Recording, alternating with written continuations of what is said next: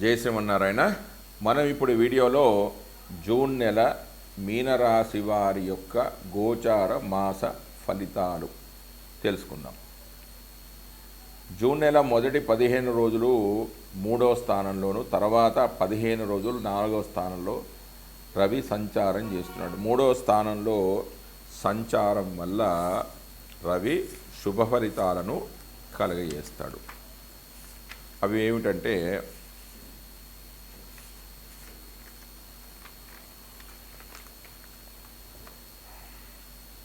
ఆరోగ్యం నిత్య సంతోష, బంధుమిత్ర సమాగమ, అర్ధలాభ, పుత్ర సౌఖ్య, ఇష్టసిద్ధిర్ తృతీయోగి. అంటే మంచి ఆరోగ్యం కలుగుతుంది, నిత్య సంతోషం, బంధుమిత్రుల కలయిక, ధనలాభము, సంతాన సౌఖ్యము, ఇష్టమైన కోరికలు తీసుకోవడం జరుగుతాయి, స్థాన లాభం కలుగుతుంది, శత్రువులపై జయాన్ని పొందుతారు, సంసార సుఖము, ధైర్యం ఉంటుంది, ఉద్యోగంలో అభివృద్ధి అనేది కలుగుతూ ఉంటుంది.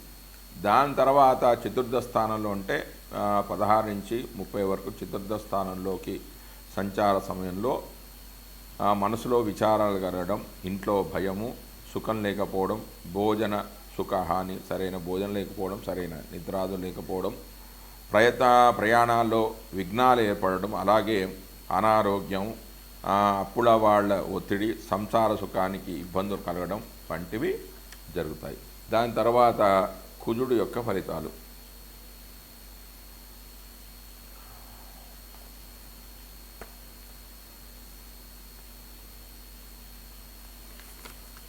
కుజుడు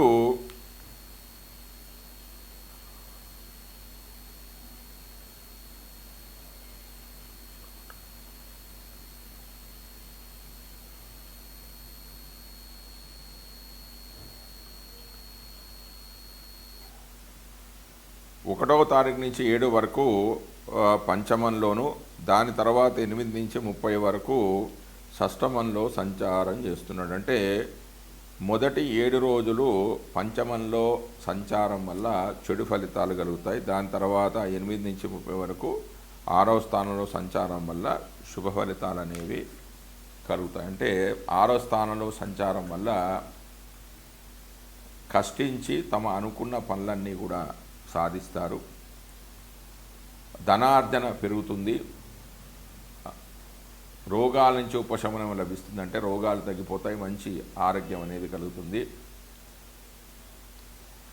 వివిధ పోటీలలో విజయాన్ని సాధిస్తారు,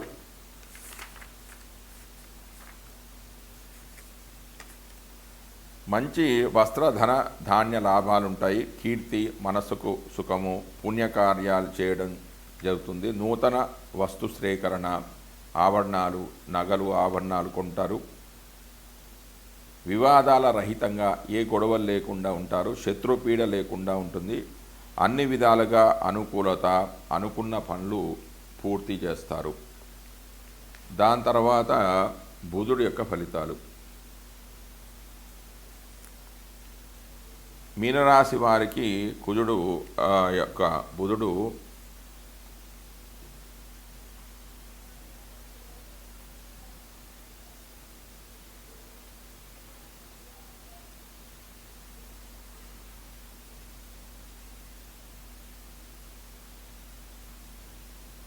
మొదటి 6 రోజులు వృషభ రాశిలోను, 6 రోజులు 3వ స్థానంలోను, తర్వాత 7వ తారీఖు నుంచి 22 వరకు 4వ స్థానంలోను, తర్వాత 23 నుంచి 30 వరకు 5వ స్థానంలో సంచారం చేస్తున్నాడు. మొదటి వారము చివరి వారము బుధుడు అశుభ ఫలితాలను కలిగజేస్తాడు. మధ్యలో అంటే 7వ తారీఖు నుంచి 22 వరకు 4వ స్థానంలో సంచరిస్తున్నాడు. 4వ స్థానంలో సంచారం వల్ల శుభ ఫలితాలు అనేవి కలుగుతాయి. అవేమిటంటే మాతృసౌఖ్యం చ సంతోష, ధనధాన్య వివర్ధనం, బుద్ధి ప్రారంభ కార్యస్య సిద్ధిర్బంధు గతే బుద్ధి. అంటే 4వ స్థానంలో మాతృసౌఖ్యం, తల్లి వల్ల సుఖము, సంతోషము, ధనధాన్య లాభాలు కలుగుతాయి, తన బుద్ధితో ప్రారంభించే పనులు మంచి ఫలితాలు కలుగుతాయి, బంధువృద్ధి, కుటుంబ సౌఖ్యము, ధనలాభము, సుఖము, మంచి ఆహార సౌఖ్యం లభిస్తుంది. గృహ నిర్మాణ పనులు అనుకరిస్తాయి. గృహంలో గృహప్రవేశాలు, వివాహాలు లాంటివి శుభకార్యాలు కూడా జరుగుతాయి. నూతన వస్త్రాలు కానీ, బంగారు కానీ, ఆభరణాలు కానీ కొనే అవకాశం కూడా ఉంది. దాని తర్వాత గురుడు యొక్క ఫలితాలు.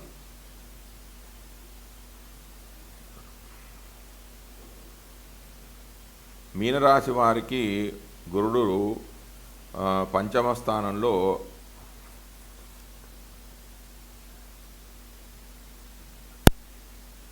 చతుర్థ స్థానంలో సంచారం చేస్తున్నాడు. చతుర్థ స్థానంలో సంచరించే గురుడు శుభ ఫలితాలను కలుగజేయడు.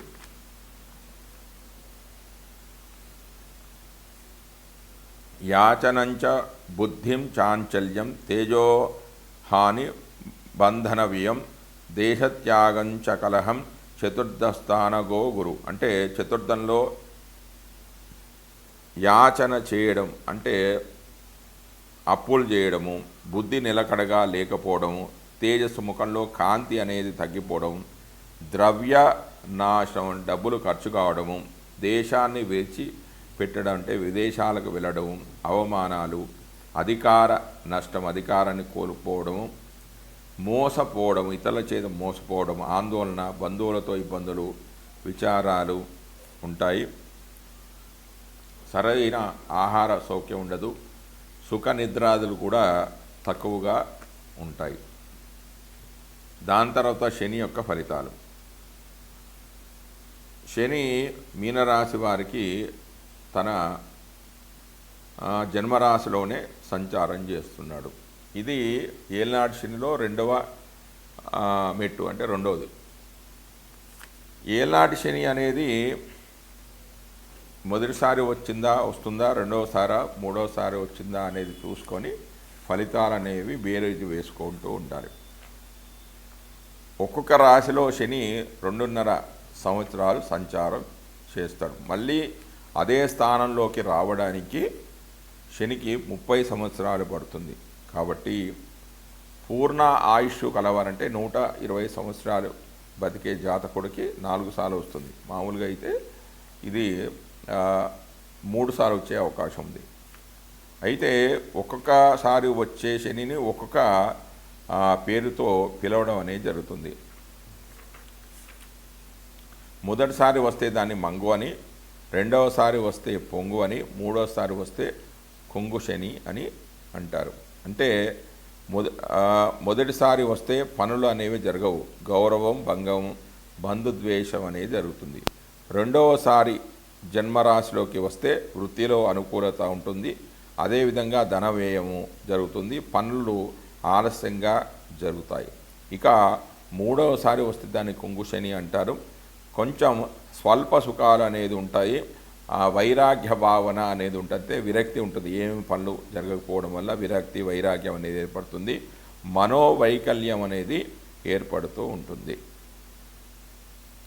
అయితే వాటి యొక్క కాలాన్ని బట్టి, అంటే ప్రవేశించిన రోజులను బట్టి కూడా ఫలితాలు అనేవి ఉంటాయి. అంటే శని ప్రారంభమైన 100 రోజులలో ముఖం మీద ప్రభావం, ఫలితం ఏంటంటే హాని, పీడ. తర్వాత 400 రోజులు కుడి భుజము, జయము, లాభం కలుగుతాయి. తర్వాత 600 రోజులు పాదాలు, తిప్పుట, ఆందోళన, శాంతి కలుగుతాయి. తర్వాత 500 రోజులు హృదయము, ధనప్రాప్తి, గౌరవము, కీర్తి అనేవి కలుగుతాయి. తర్వాత 400 రోజులు అంటే ఎడమ భుజం మీద ప్రభావం, రోగాలు, దుఃఖాలు కలుగుతాయి. తర్వాత 300 రోజులు అంటే శిరస్సు, సంతోషం, లాభము. తర్వాత 200 రోజులు అంటే కనులు, మర్యాద, మన్నన, సంతోషం, కీర్తి కలుగుతాయి. తర్వాత 200 రోజులు అంటే గుదము, దుఃఖము, హాని అని కలుగుతాయి. కాబట్టి మీ జాతకంలో శని మొదటిసారా, రెండవసారా, మూడవసారా వచ్చాడో చూసుకొని ఫలితాలను అనేవి మీరు బేరీజు వేసుకోగలరు. తర్వాత రాహు యొక్క ఫలితాలు. రాహువు కుంభరాశి వారికి రాహువు 12వ స్థానంలో సంచరిస్తున్నాడు. 12వ స్థానంలో సంచరించే రాహువు అశుభ ఫలితాలను కలిగజేస్తాడు. అంటే దారిద్రం ధననాశం చ పీడారి పోర్భయం కార్యవిఘ్నం ప్రవాసం చ ద్వాదశస్తోయ ధాపని. అంటే 12వ ఇంట దారిద్రం అంటే డబ్బులు లేకపోవడము, ధననాశనం కావడము, నేత్ర బాధలు, శత్రుభయం, అన్ని కార్యాలకు ఆటంకాలు ఏర్పడడం, ఇతర దేశాలు లేదా ఇతర ప్రాంతాల్లో ఉండడము, అనారోగ్య సమస్యలు, నేత్ర బాధలు కలగడం వంటివి జరుగుతూ ఉంటాయి.